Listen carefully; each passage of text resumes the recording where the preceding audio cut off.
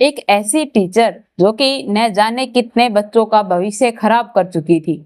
एक ऐसा लड़का जो कि 14 साल का था और स्कूल के बाद वह ट्यूशन पढ़ने के लिए उसी मैम के पास जाया करता था।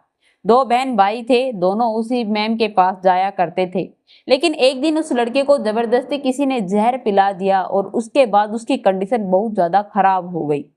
जब उसकी कंडीशन बहुत ज्यादा खराब हो जाती है तो उसके माता पिता बहुत ज्यादा घबरा जाते हैं। उन्हें नहीं पता था कि उनके बेटे को किसी ने जहर दे दिया है।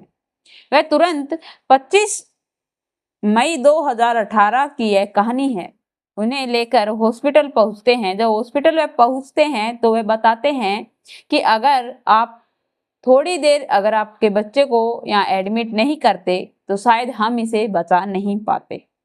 तो यह बात वह सुनते हैं, वह बहुत घबरा जाते हैं, चौंक जाते हैं। लेकिन आखिरकार उस लड़के को जहर किसने दिया, क्यों पिया और उसके साथ आखिरकार क्या हुआ था, चलिए पूरी कहानी जानते हैं, सुनते हैं और फिर पता चलता है कि आगे की कहानी में क्या होने वाला है। नमस्कार, मैं Priyanka Yadav crime movement channel पर आप लोगों का हार्दिक स्वागत करती हूँ। आशा करती हूँ आप लोग खुश होंगे, स्वस्थ होंगे, अपना और अपनों का ख्याल रख रहे होंगे। रोज की तरह मेरी आपसे पहले एक ही रिक्वेस्ट है, प्लीज आप मेरे चैनल पर नए दर्शक बनकर आए हैं तो मेरे चैनल को सब्सक्राइब कर लीजिए। चलिए शुरू करते हैं इस चंडीगढ़ की कहानी को। आखिरकार उस लड़के के साथ क्या हुआ था और उसने ऐसा क्यों किया। यह सच्ची घटना चंडीगढ़ प्रदेश के एक 31 सेक्टर की है और इसी थाने क्षेत्र का जो थाना था उसके अंदर उस लड़के की गुमशुदा होने की कंप्लेंट दर्ज करवाई जाती है, क्योंकि उनका बेटा जो कि वहां से लापता था और उसे कहीं पर ले जाकर उसे जहर दे दिया गया था। आखिरकार उसने जहर किसने दिया, क्यों दिया, किसी को कुछ नहीं पता था। यह जब उनके बच्चे को उन्होंने तलाश किया तो उन्होंने अपने बेटे को पा लिया था तो उसे तुरंत अस्पताल में एडमिट करवा दिया।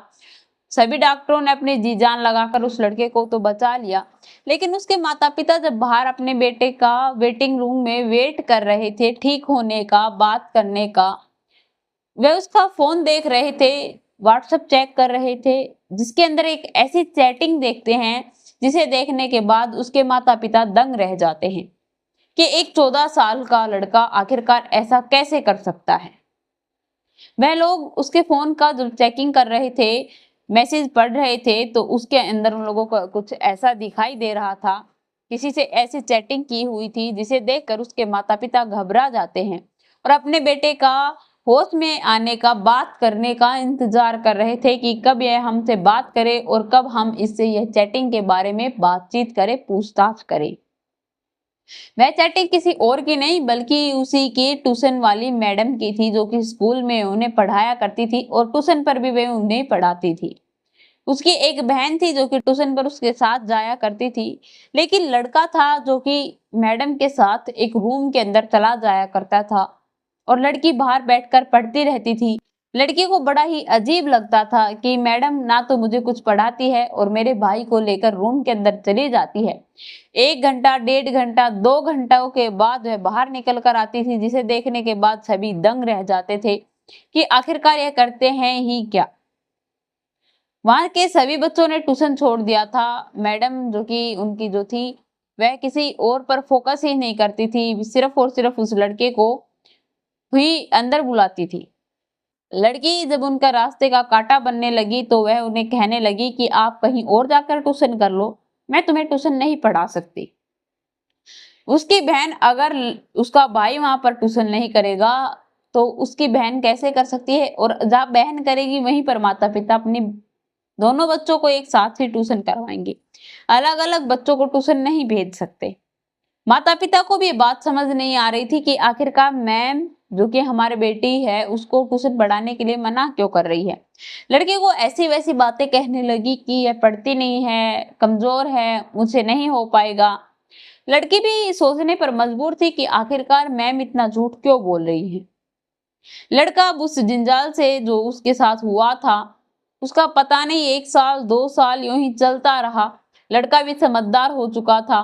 अब वह उस जंगल से, उस जंगल से निकलना चाहता था लेकिन निकल नहीं पाया, क्योंकि उस मैडम ने उसकी कुछ ऐसी वीडियो फोटोज रख रखी थी जिसकी वजह से वह उसे ब्लैकमेल करने लगी कि मैं तुम्हारे माता पिता को दिखा दूंगी, तुम्हारी बहन को दिखा दूंगी, पूरे स्कूल के बच्चों को दिखा दूंगी, तुम्हारी क्या इज्जत रह जाएगी, तुम्हारे माता पिता मर ही जाएंगे। लड़का इन सभी के डर से उसके साथ रोज उससे मिलने जाया करता था, उसके साथ रोज ऐसा ही कुछ, वह जो भी कहती वह सब कुछ करने को तैयार रहा करता था। लड़का दिन प्रतिदिन सूखता आ रहा था, जो कि बिल्कुल वीक हो चुका था।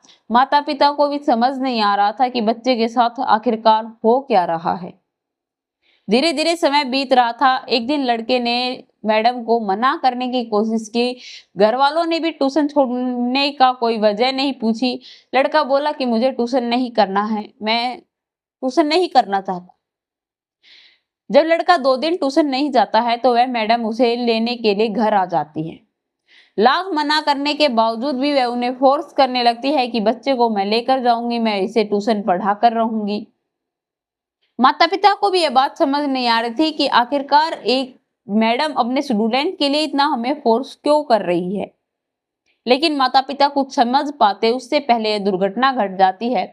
वह जाता है, जाने के बाद जब कुछ देर बाद घर वापस लौट कर नहीं आता तो माता पिता उसे ढूंढने की कोशिश करते हैं, और जब ढूंढते हैं तो उसकी बॉडी मिलती है जिसके अंदर उन लोगों ने जबरदस्ती उसे जहर पिलाकर जहर फैलाने की पूरी कोशिश की गई थी। लेकिन माता पिता तुरंत पहुंचने के कारण बच्चे की जान बच गई और यह सारे खुलासे भी हो गए। लड़के को जब होश आया तो उसके माता पिता ने सब कुछ उससे पूछताछ की तो उसने बताया कि मैडम ने उसे किस तरीके से ब्लैकमेल किया है, कैसी फोटोज उसके पास है। माता पिता बिल्कुल भी देर न करते हुए तुरंत पास के ही पुलिस स्टेशन पहुंचते हैं। पुलिस स्टेशन पहुंचने के बाद मैडम के खिलाफ एफआईआर दर्ज करवाते हैं। मैडम को गिरफ्तार भी किया जाता है क्योंकि लड़के के पास हर एक प्रूफ था, फोटोज थी, और उसने जो भी कुछ किया था उसके साथ उसकी उम्र नहीं थी।